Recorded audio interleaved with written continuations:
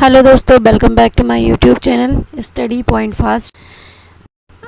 आपका हमारे YouTube channel में एक बार फिर से स्वागत है। इसके पहले हमने 111 प्रश्न सॉल्व किए थे काव्य शास्त्र के, और अब हम जो है 112 नंबर से स्टार्ट करेंगे। निम्न में से कौन उत्तर आधुनिकवादी चिंतक नहीं है?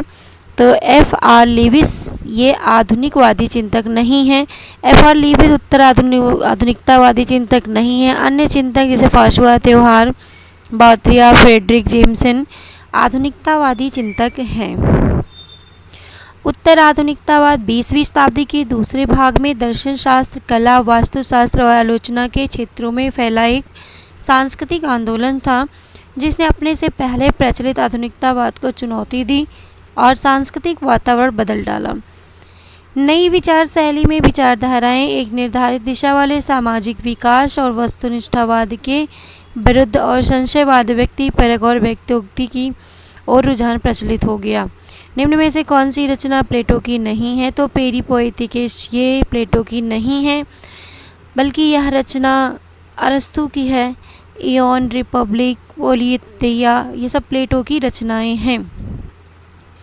अरस्तु का काव्यालोचन ग्रंथ कौन सा है? तो अरस्तु का काव्यालोचन ग्रंथ जो है पेरिपोएटिकेस है, और पेरिप्सुस नामक रचना लॉन्जाइनस का है। बायोग्राफिया लिटरेरिया नामक रचना कॉलरिज का है।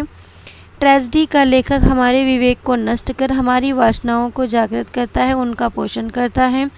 अतः काव्य का सत्य वास्तविक सत्य नहीं होता है। यह कथन किसका है? तो यह कथन प्लेटो का है। ट्रेजेडी का लेखक हमारे विवेक को नष्ट कर हमारी वासनाओं को जागृत करता है, उनका पोषण करता है। अतः काव्य का सत्य वास्तविक सत्य नहीं होता है, ऐसा प्लेटो ने कहा है।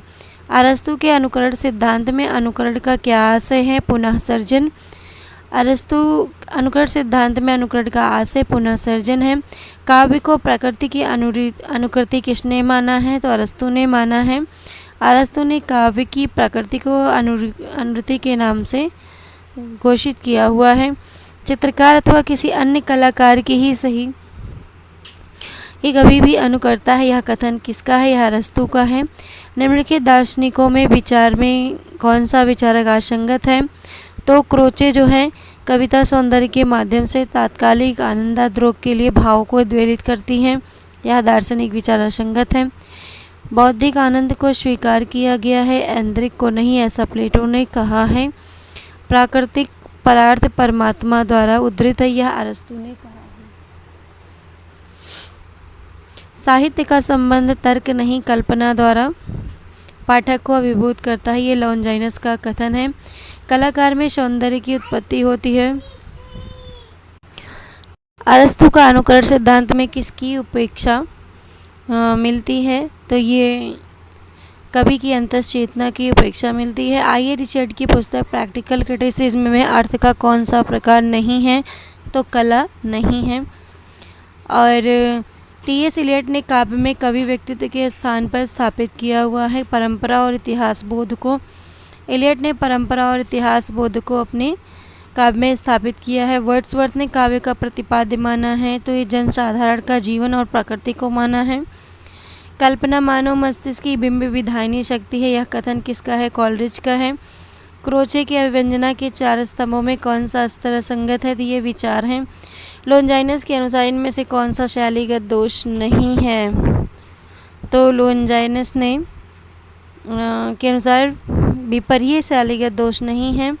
मार्क्सवादी चिंतन की परंपरा में कौन सा समीक्षक नहीं है? लॉरेंस नहीं है।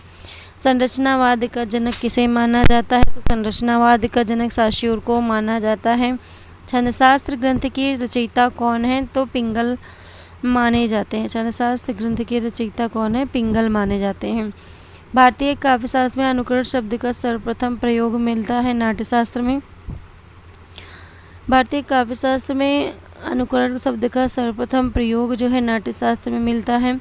गुरु शिष्य परंपरा का सही अनुक्रम बताइए? तो प्लेटो, अरस्तु और सिकंदर ये एक जो है गुरु शिष्य परंपरा का सही अनुक्रम है। रुय्यक किस ग्रंथ के रचयिता हैं? तो अलंकार सर्वस्व के हैं। ध्वनि के त्रिविध प्रकार निम्न में से कौन से हैं? तो ये वस्तु, अलंकार और रस हैं। भारतीय काव्य शास्त्र का प्रचलित प्राचीनतम ग्रंथ कौन सा है? नाट्य शास्त्र है। काव्य अलंकार भामा ने लिखा है और ध्वन्यालोक आनंदवर्धन ने, काव्यदस दंडी ने लिखा हुआ है। काव्य आत्मा की संकल्पनात्मक अनुभूति है जिसका संबंध विशेषण, विकल्प या विज्ञान से नहीं है। वह एक श्रेयमयी प्रेय रचनात्मक ज्ञान धारा है। यह कथन किसका है? यह जयशंकर प्रसाद का है। और ध्वन्यालोक ग्रंथ के रचयिता कौन है? तो ध्वन्यालोक के रचयिता आनंदवर्धन है। निम्न में से कौन सा वक्रोक्ति का भेद नहीं है? शब्द वक्रता वक्रोक्ति का भेद नहीं है। मैं जानता हूँ कि तुम्हारे द्वारा बोला गया प्रत्येक वस्तु कथन गलत है, फिर भी तुम्हारे बोलने के अधिकार के लिए मैं अपने प्राण त्याग दूंगा। यह कथन किसका है? यह वोल्टेयर का है। मौलिक रूप से व्यंजना कितने प्रकार की बनती है? 3 प्रकार की। और लिए स्वर्ण आरती भक्त जन करते शंख झनका, इनमें से कौन सा काव्य दोष है? आयतार्थ है। भरत मुनि के अनुसार काव्य दोषों की संख्या 10 मानी गई है। इन्होंने 10 दोष बताए हैं, 10 गुण बताए हैं। निम्नलिखित में से कौन सा अभिनय शब्द का भेद नहीं है? तो ये भारती जो है अभिनय शब्द का भेद नहीं है। लक्षणा को और क्या कहा जाता है? लक्षणा को शब्द शक्ति कहा जाता है।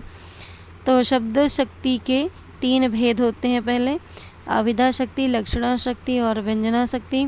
फिर अविधा शक्ति के 3 भेद होते हैं, स्पर्श रूप शब्द, यौगिक शब्द, योग रूढ़ शब्द। लक्षणा के भी 2 भेद होते हैं।